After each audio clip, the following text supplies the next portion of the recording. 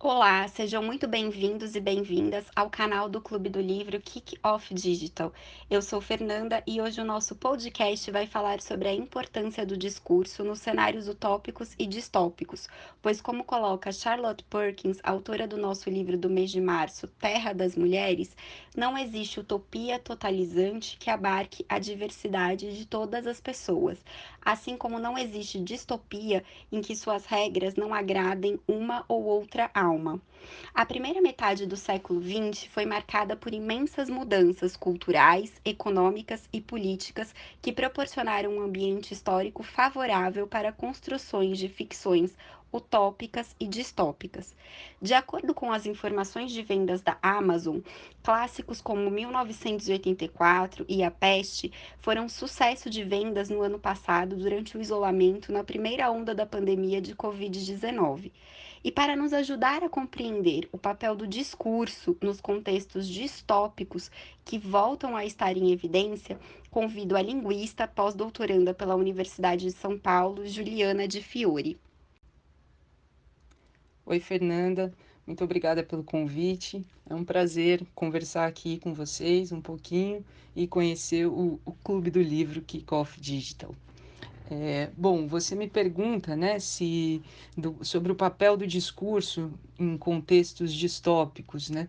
O papel do discurso ele é central, seja em contextos distópicos, utópicos, em qualquer estrutura social, né? Não existe estrutura social que não seja fundada pelo discurso e pela língua, né, que traz aquele discurso. Toda formação ideológica ela é ao mesmo tempo uma formação discursiva, né, fundada a partir de uma língua. É muito um pensamento muito claro, assim, as coisas só existem na medida em que a gente é capaz de dar nome para elas. Essa é a base do pensamento linguístico, né? Se a gente, muitas vezes a gente sente uma coisa assim, eu estou sentindo uma coisa, né? Eu não sei dar nome para aquela sensação, então aquelas expressões não tenho palavras para descrever. Quer dizer que o sujeito foi botado num estado de completo não entendimento de uma situação e aquilo que ele não é capaz de descrever passa por outras, evidentemente, no campo da sensação, ou enfim. Mas aquilo que a gente não pode dar nome, a gente não necessariamente consegue conhecer, né? A língua traz sempre uma visão de mundo. A gente pode pensar tanto nessas estruturas sociais e políticas, ou em coisas bem mais simples, né, que mostram esse papel do discurso. Por exemplo, em língua portuguesa, um exemplo clássico, né? A gente chama carne de porco, né? O que você vai fazer para o almoço? Hoje tem carne de porco. Enfim, pernil, bisteca, tanto, não importa. Agora, em inglês, por exemplo, eles têm duas palavras, uma para carne do porco e outra para o porco ele mesmo. A gente chama tudo de porco, mas em inglês, se você quer comer um porco, você fala pork. E se você quer falar, se referir ao animal, você chama pig.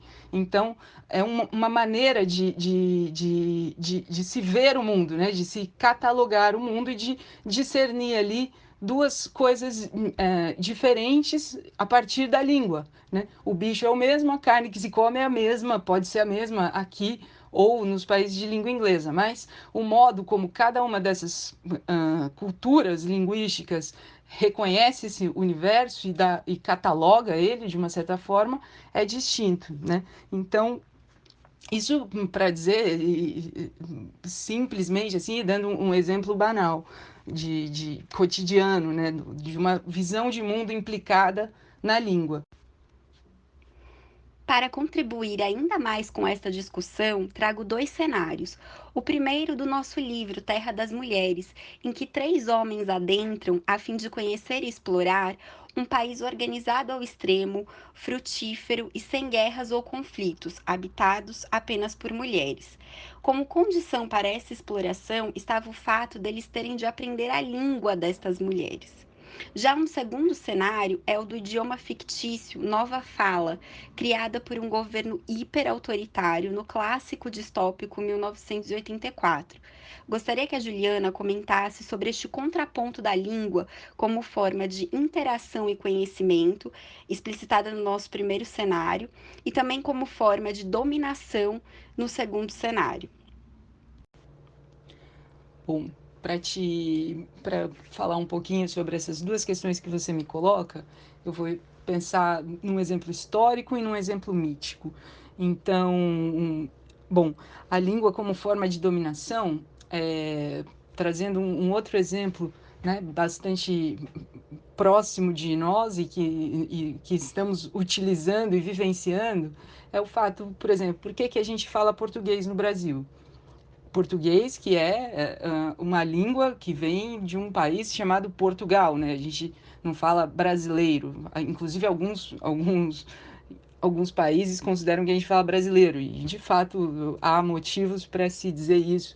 Mas, enfim, a língua que se fixou no Brasil foi a língua portuguesa, porque o Brasil foi dominado por Portugal, né? Foi colonizado, e um dos modos de colonização e de dominação é a imposição da sua língua, né? E da sua cultura por meio da língua, que essa é a prática mais conhecida dos impérios, desde os gregos, enfim, Império Romano.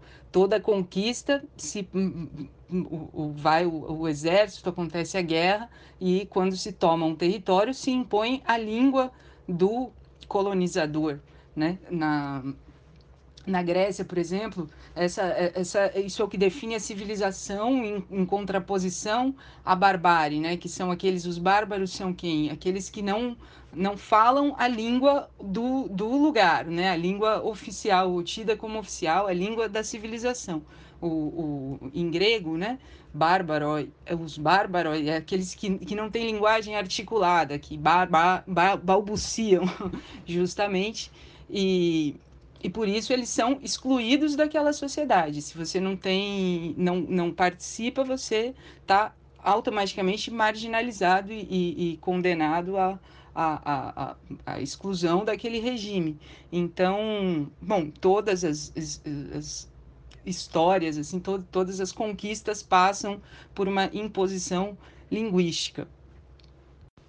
O exemplo que você deu do 1984, né, e a nova fala, ou nova língua, de acordo com a tradução que o George Orwell inventa, assim, é justamente o máximo que se pode chegar, né? Ele leva ao limite essa situação de uniformização de um discurso, né? Imposição de uma língua, a língua oficial, no caso do socialismo inglês, e que e aquela língua traz um pensamento que domina aquele lugar.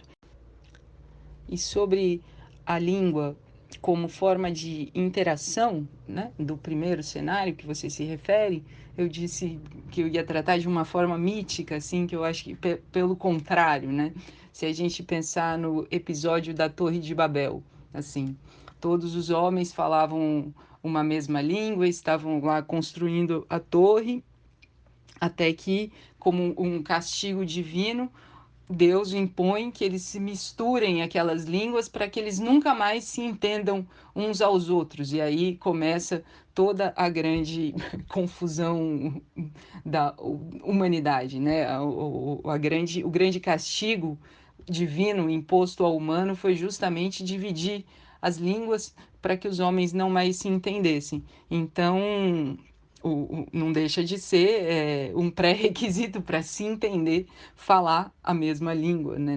Como no caso do aprendizado desses homens aí quando adentram a terra das mulheres. Agradecemos imensamente a participação da Juliana, esperamos que todos tenham gostado deste bate-papo. O Clube do Livro Kick Off Digital é uma comunidade colaborativa composta por pessoas incríveis que têm uma coisa em comum, a paixão pela leitura, e que se encontram virtualmente uma vez por mês para trocar ideias a partir da leitura de um livro. Além da leitura, ao final de nossos encontros, buscamos desenvolver algum produto que possa ser compartilhado com a comunidade.